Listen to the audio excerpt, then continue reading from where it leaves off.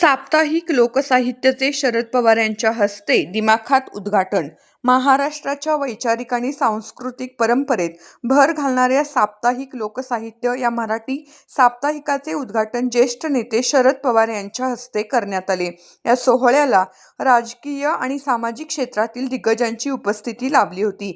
या उद्घाटन प्रसंगी बोलताना मान्यवरांनी सांगितले की सद्यस्थितीत सर्वसामान्य जनतेचे प्रश्न मांडण्यासाठी आणि लोकसाहित्याचा वारसा जपण्यासाठी अशा साप्ताहिकांची नितांत गरज आहे.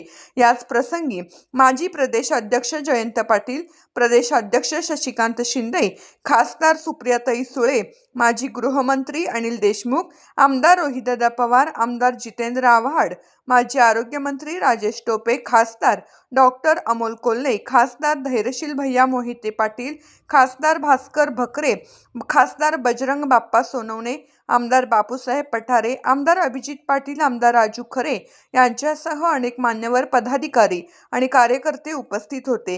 या साप्ताहिकाच्या माध्यमातून महाराष्ट्राच्या कानाकोपऱ्यातील आवाज लोकांपर्यंत पोहोचेल असा विश्वास यावेळी व्यक्त करण्यात आला.